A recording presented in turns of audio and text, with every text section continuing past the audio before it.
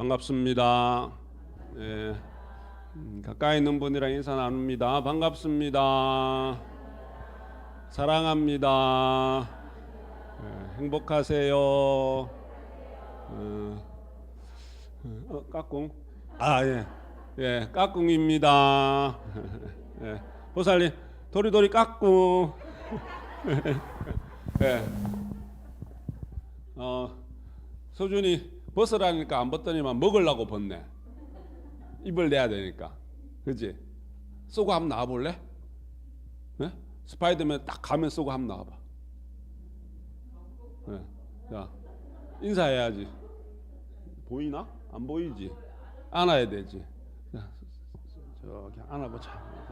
자, 안녕하세요 해봐. 안녕하세요. 안녕하세요.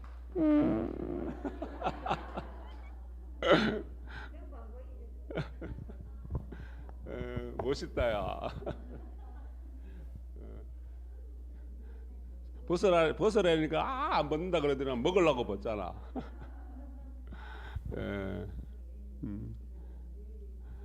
자, 우리 어저께는 봄맞이 초파일 부처님 오신 날 이제 5월인데 다음 주에는 또 연등을 장엄등을 또 우리 등을 답니다. 그래서 어저께 토요일 날은 우리 또 많이들 동참해 주셔갖고 시민당 3층부터 2층, 1층 뭐 구석구석 청소를 딱 했습니다.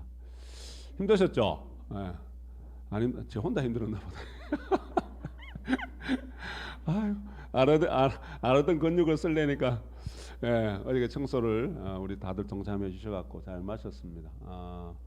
그리고 이제 돌아오는 15일 날 토요일 날 우리 등을 또 밖에 등 공사를 하기로 했는데 만약 그날 뭐 일기가 안 좋으면은 뭐 하루 늦춰서 자생일 날 하기도 해도 됩니다. 하여튼 그러나 우리 또 날 잡아놓으면 날씨 괜찮을 거예요.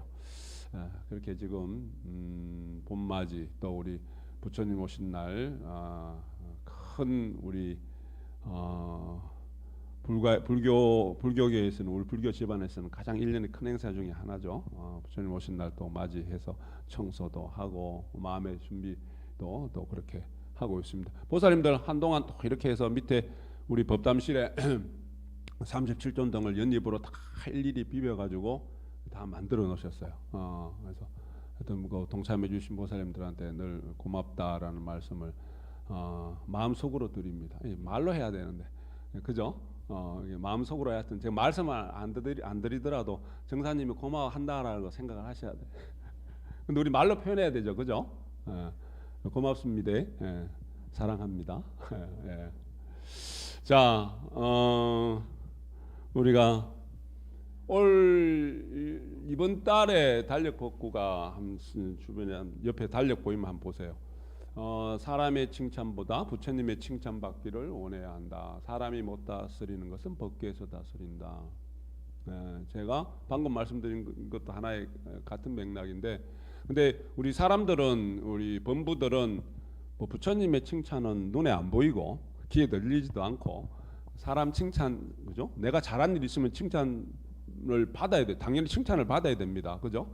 그래서 칭찬 받기를 우리가 원하죠. 근데 이제 진리 차원에서 보면은 현실로 내가 잘 해놓은 거 주변부터 칭찬을 많이 받게 되면은 우리 실행론 가르치면 어떻게 되어 있습니까? 부처님으로 칭찬 받는 게 적어진대요. 그래서 내가 해놓고 칭찬 받기를 원하면 안 된답니다. 근데 여하튼 사람으로부터도 칭찬을 받을 건 받아야 되죠. 법계 부처님으로부터 칭찬을 받는 법계 부처님으로부터 법계로부터 칭찬을 받는다. 그거는 두고 내가 뜻하던 바 원하는 일들이 하나씩 이루어지고 내 삶이 풍족해지고 그리고 삶이 커지고 둥그러지고 원만해지는 그러한 인연들이 자꾸 되어들어오는 겁니다. 자, 우리 어제도 우리 거기 일하기 전에 불사 마치고 이렇게 같이 김밥 같이 나눠 먹었나? 김밥 너무 맛있었어요. 김밥, 떡볶이, 또 뭐 먹었나요? 거기 국수, 그죠? 하나 빠짐없이 다 맛있었죠, 그죠? 음식, 반찬, 과일도 맛있었고 다 맛있었던 것 같아요. 하여튼 이러한 것들은 우리가 특히 이제 만남 반찬 같은 것들 내 마음을 내 몸을 늘 건강하게 내 몸을 즐겁게 해준다. 근데 그 반찬 중에 찬 중에 가장 맛있는 찬이 우리 방금 이야기했던 칭찬이랍니다.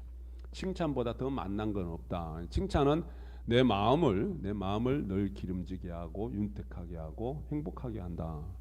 자, 우리 바로 옆에 앉으신 분한테 칭찬 한 마디씩만 해주세요. 어떤 거든지. 보살님 저한테 칭찬 한 마디만 해주세요. 정사님 그런 거 말고 뭐 없어요? 예. 예.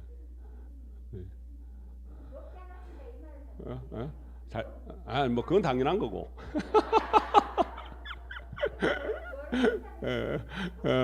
너무 많죠. 너무 많으니까 뭐 헷갈리죠. 뭘 해야 될지 모르겠죠. 네 잘났다 하면 돼요. 네 잘났다 그러면 돼요. 예. 우리 지난 불공적에도 한번 이야기했지만은 사람은 이렇게 IQ가 있고 거기 IQ는 지능지수라고 이야기합니다. 그죠? 그리고 EQ라는 건 감성 사람의 감성이 풍족해야 돼요. 머리가 아주 이성적으로 밝은 것도 지혜가 밝은 것도 중요하지만 이 감성이 또 특히 나이가 들어갈수록 감성 지수가 되게 중요합니다. 이렇게 우리가 성경의 말씀에도 있고 또 우리 부처님 경전도 있고 순수해져야 된다. 어린아이와 같이 순수해져야 된다. 감성적으로 풍부해져야 된다는 이야기입니다. 근데 나이가 들어갈수록 좀 덜하죠. 감성적으로 그죠? 그래서 감성적으로 좀 풍족할 수 있는 풍부한 감성을 가진 것이 행복하다. 그보다 더 좋은 것이 뭐냐면 TQ라고 해서 그러니까 감사 땡큐 지수가 좋아야 된다. 그러니까 감사하는 마음, 늘 고맙고 감사하다. 고맙고 감사하다. 우리 옆에 앉은 분에게 또 손 한번 딱 잡아주시면서 내 옆에 앉아줘서 고맙습니다. 고맙습니다 하세요. 그리고 한마디 더 나보다 못생겨서 고맙습니다.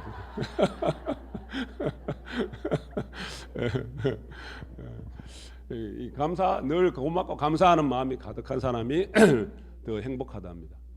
고맙고 감사한 마음. 우리가 말과 행동이 우리 부처님 경전도 있지만은 우리 향을 샀던 종이하고 고기 묶은 비린내. 이 사람의 말과 행동이 모든 것이 드러납니다. 그래서 고맙고 감사하다는 표현, 긍정적인 표현, 또 그러한 표현들은 은행들은 뭐냐면은 이 종이에 예쁜 꽃들을 가득 샀던 그죠? 향을 샀던 그런 것처럼 그 종이에는 향내가 가득 납니다. 근데 이제 우리가 생선을 막 묶었던 고기 묶은 새끼라든지 아니면 우리 고기를 막 감쌌던 그러한 종이들은 그죠? 지금 고기는 없어도 거기에는 비린내가 가득하죠. 그죠? 그래서 우리 늘 이야기하지만은 은은한 향이 나는 사람, 내 말과 행동에서 그런 사람이 되고자 하는 것이 어떻게 보면 우리가 지금 부처님 법을 실천하고 불공하고 하는 그 근본 이유가 아닐까. 근데 왜 그럴까? 왜 그렇게 해야 될까? 그럴 때 내 인생이 비린내 나는 그러한 악취가 나는 인생이 아니라 늘 향기가 나는 그런 인생이 된다는 겁니다. 지금 우리 이제 벚꽃도 다 졌고 그렇지만 요즘 또 이렇게 보니까 이제 철쭉하고 연산홍이 많이 폈어요. 아주 활짝 폈습니다. 봄꽃 천지입니다. 그죠? 그렇지만은 우리 늘 이야기하지만 이 꽃이 던져주는 자연이 던져주는 그 가르침 메시지는 무엇인가? 나도 자연을 닮아서 보면은 내 얼굴에도 내 마음에도 이 봄꽃들이 활짝 피어야 됩니다. 내 마음에도 밖에 꽃들이 활짝 펴봤자 내 마음이 늘 먹구름이 끼어 있다면은 그죠? 밖에 있는 꽃들은 다른 사람 눈에는 좋아 보여도 그죠? 내 눈에는 그저 그런갑다. 그죠? 그리고 우리가 또 머물지 말라는 게 있죠. 꽃이 진 자리에 꽃이 스스로를 내려놓는 꽃이 지는 자리에 뭐가 있습니까? 열매가 맺습니다. 이 자연의 모습이 그러합니다. 그 예쁜 꽃들도 그렇게 오래 안 머물러 있습니다. 그죠? 그러니까 우리가 그걸 통해서 그런데 우리 사람들은 늘 움켜쥐려고 하고 있고 쥐려고 하고 놓치기 싫어합니다. 근데 내가 놓치기 싫다,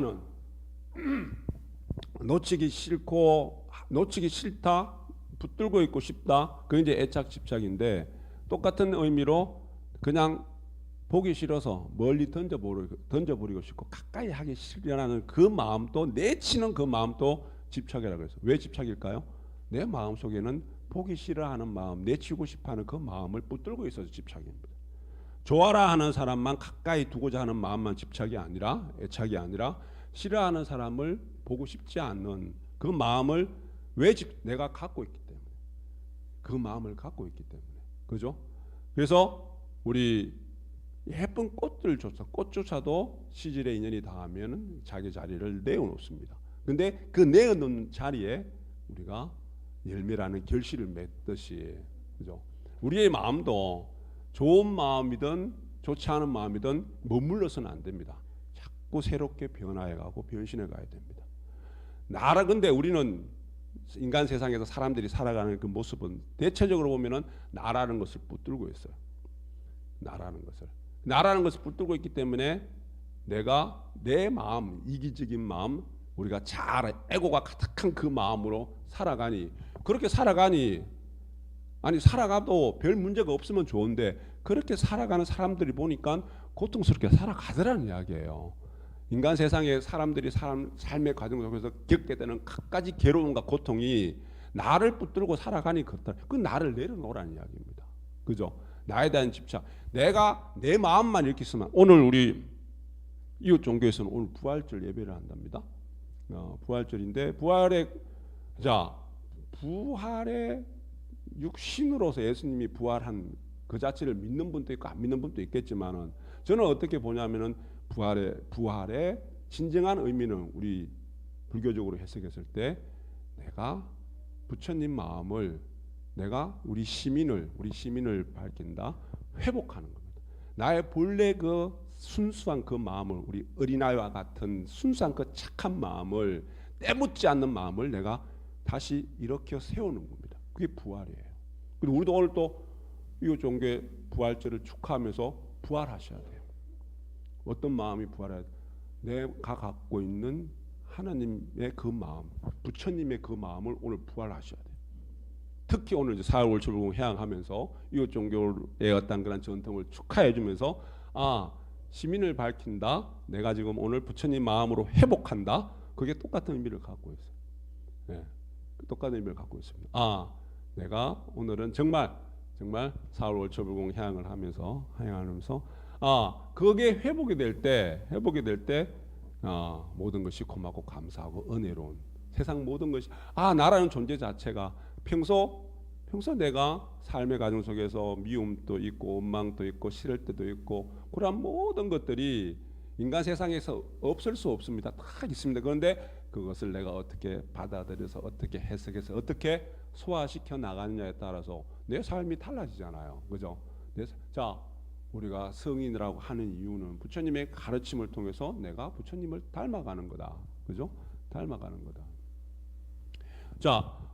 그래서 우리 꽃의 이야기를 우리가 했습니다. 붙들고 있으면 안 됩니다. 그죠? 나라는 것을 내려놓게 되면은 그 자리에 우리가 부처님이 숨을 쉬기 시작한다. 그래서 부활이에요.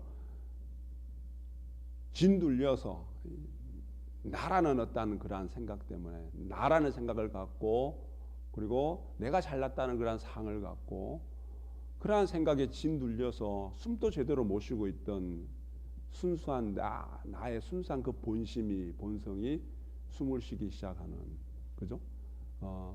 그래서 무주상이라고 표현을 하는 게 우리가 희사하심을 늘 강조하잖아요. 우리 육행의 한 부분입니다만은 희사하고 하심해라. 희사는 뭡니까? 기쁘게 버리는 겁니다.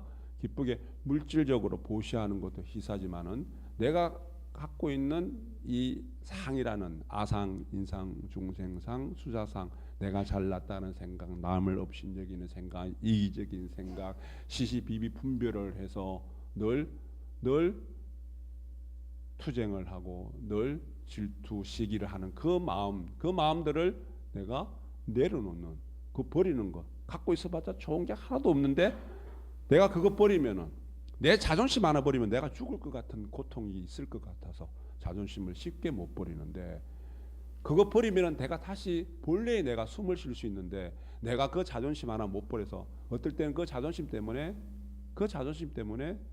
내가 못 버리는 이유가 요거 버리면 내가 너무 힘들 것 같아서 죽을 것 같은 그런 고통이 있을 것 같아서 실제는 그게 아닌데 그죠? 실제는 그게 아닌데 희사라는 것은 그러한 겁니다.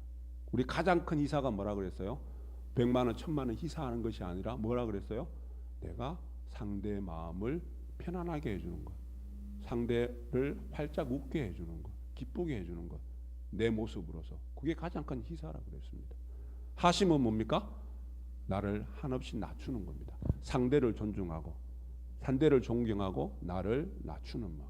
근데 그게 왜 자꾸 부처님 가르침에서 왜 자꾸 이야기가 되고 언급이 되고 자꾸 이렇게 말씀을 드리냐면은 잘 안 되니까. 사람은 누구나 내가 높은 자리에 오르고 싶은 그게 뭡니까? 명예욕이잖아요. 인간이 기본적으로 누구나 갖고 있는 자리 욕심입니다. 왜? 거기 가면 달콤해요. 만난 게 많아요. 내가 권력이 있으면 명예가 있으면 그래서 명예욕은 누구나 다 갖고 있는데 내가 자리가 정말 진정 높은 자리에 오르는 사람은 자기를 한없이 낮추는 사람이라고 우리 성인들이 우리 선각자들이 그렇게 이야기해도 잘 안 되잖아요. 그죠? 근데 여하튼 내가 희사하고 하심하는 마음 그게 무주상입니다. 머물지 않는 마음입니다.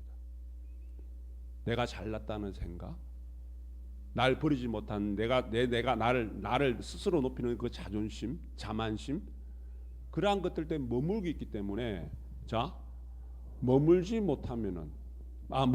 않으면은 그게 무주상입니다. 그리고 얽매이지 않는 그 마음이 희사하고 하심하는. 그래서 우리 일상생활 속에서 희사하고 하심하는 마음을 자꾸 일으키고 희사하고 하심하는 그걸 자꾸 연습하고 행할 때 그게 무주상이 되는 건데 그럴 때 우리가 꽃이 진 자리에 열매가 맺듯이 그러한 내 삶의 내 인생의 훌륭한 결실들을 만들어낼 수 있다는 겁니다. 그죠? 우리 삶을 살아가는 과정 속에서 하루 24시간 살아갈 때 속상한 일이 있죠. 여기는 없대. 속상한 일이 있죠. 여기는 6사람이 있대. 우리 대단한 우리 진언행자입니다. 대단한 수행자입니다. 삶을 살아가면서 속상한 일이 없다. 부처님이에요. 그렇죠? 자, 속이 상한다. 내가 머물렀기 때문에 상하는 거예요. 흐르는 물이 멈춰 있다. 멈추지 않는다. 물이 어떨까요? 썩어요. 속이 썩는다. 썩어. 속 붙들고 있기 때문에 그래요. 속이 상한다. 아이고 속 상해. 붙들고 있기 때문에 그래요. 멈춰 있기 때문에 그렇습니다. 흘러보내면은 저 예쁜 꽃들조차도 때가 되면 자기 모습을 버립니다. 그 자리에 열매를 맺어요. 그죠? 우리는 뭐 좋다고 미워하는 마음을 붙들고 있고 욕심을 붙들고 있고 시기 질투하는 마음 붙들고 있고 원망스러운 마음을 붙들고 있어요. 속이 썩어 문드러지죠. 속이 상할 수밖에 없어요.